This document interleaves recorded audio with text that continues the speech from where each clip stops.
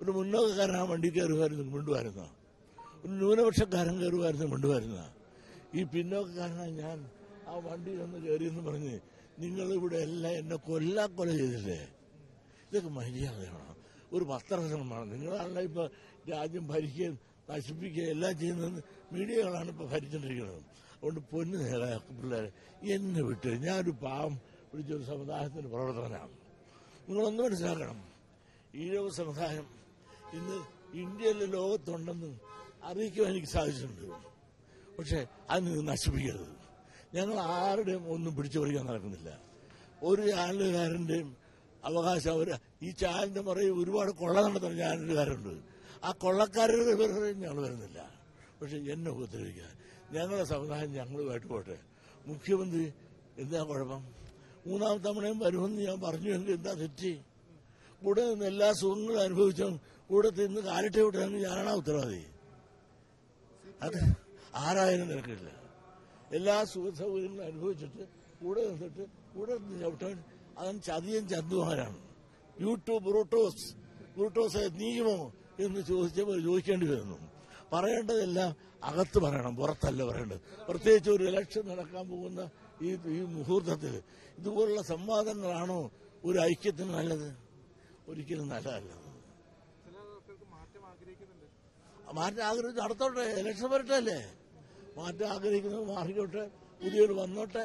അതെല്ലാം ജനവിധി നേടണം. അതിന് ഒന്നിച്ച് നിന്നൊരു ഇതുവരെ 10 കൊല്ലം സുഖിച്ചില്ലേ എല്ലാവരും. എന്നിട്ട് ഈ 10ാമത്തെ കൊല്ലം കഴിഞ്ഞപ്പോൾ ഇത്ര സൗന്ദര്യക്കുറവ് തോന്നുന്നതാ? മാന്യമല്ല, മര്യാദയല്ല.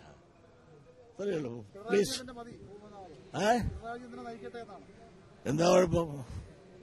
ഇനിയും നയിക്കട്ടെ, മൂന്നാമതും നയിക്കട്ടെ. അതിന് എന്താ കുഴപ്പം? ഇവിടെ ഞാൻ ഒരു കാര്യം ചോദിട്ടെ, ഈ 10 കൊല്ലം ഇവിടെ ഒരു മാറാട് കലാപം ഉണ്ടായോ മിസ്റ്ററെ? വർഗീയ കലാപം ഉണ്ടായോ? പറയാനാണെങ്കിൽ ഒരുപാട് പറയാനുണ്ട് എനിക്ക്. ഈ വർഗീയ കലാപകാരികളാണ് ഇപ്പൊ ഇവിടെ നടത്തുന്നത്. കലാപം ഇനിയും ഉണ്ടാക്കാനാണ്. കണ്ടുണ്ടായിരുന്നില്ലേ? അത് ഇനി ഉണ്ടാകണോ ഈ രാജ്യത്ത്? ഒരു മാറാട് കലാപം ഉണ്ടായില്ലേ? എന്തെല്ലാം കലാപം ഉണ്ടായി ഇവിടെ ഈ 10 കൊല്ലം ഭരിച്ചിട്ട് വർഗീയ കലാപം ഉണ്ടായോ മിസ്റ്റർ? അത് മാത്രം നിങ്ങൾ ഉണ്ടാകുന്നത്.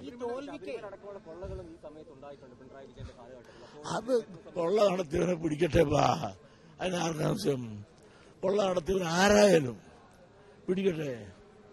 അതിന് പിണറായി എന്ത് ചെയ്ത്? അവർ ശക്തമായ നടപടി എടുക്കുന്നില്ലേ? കോടതി പറയുന്നവരെല്ലാം ചെയ്യുന്നത്. ആരെന്ത് ചെയ്തു? ശബരിമലയിൽ അവനെല്ലാം അനുഭവിക്കും. പിന്നെ ഞാൻ പണ്ടേ പറഞ്ഞിട്ടില്ലേ അയാൾ കൊള്ളക്കാരനാണെന്ന്? ആര്? വേലി കിടക്കണ ഒരുവനുണ്ടല്ല, പത്തനംതിട്ട പത്മകുമാർ കള്ളനാണെന്ന് പണ്ടേ ഞാൻ പറഞ്ഞിട്ടുള്ളതാ. ഉപ്പ് അത് പാർട്ടി പലർക്കും കാണും. ഉപ്പ് ഒന്ന് വെള്ളം കുടിക്കപ്പാ. അതൊക്കെ അവരോട് ചോദിക്കണം. അവര് അതിന്റെ തക്ക സമയത്ത് കാലങ്ങൾക്കായിരുന്നു വരുമ്പോ അവരെടുക്കും. എന്താ വർഗീയവാദി എന്ന് പറയാൻ കാരണം എന്താ? യഥാർത്ഥ വർഗീയവാദികളായത് പറയാം. മലപ്പുറത്ത് ചെന്നപ്പോ ഞാൻ എന്ത് പറഞ്ഞു? അങ്ങനെ എനിക്ക് പറയാൻ അവസരത്തിൽ മിസ്റ്റർ അത് തുടങ്ങും. സത്യമല്ലേ? ഞാൻ 3 ജില്ല ഞങ്ങൾക്ക് എന്തുണ്ട്? മലബാർ പ്രദേശത്ത്. മലപ്പുറത്തുണ്ടോ?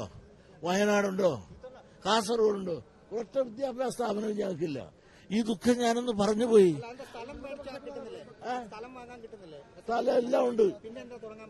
അനുവാദം തരണം സർക്കാരിന്റെ. ഇപ്പോഴത്തെ അല്ല, അന്ന് ഞങ്ങള് റിപ്പോർട്ടറെ നിങ്ങൾ കുറെ നാളായി നിങ്ങൾ തുടങ്ങിയിട്ട്. താൻ കുറെ നാളായി തുടങ്ങിയിട്ട് കുറെ പണി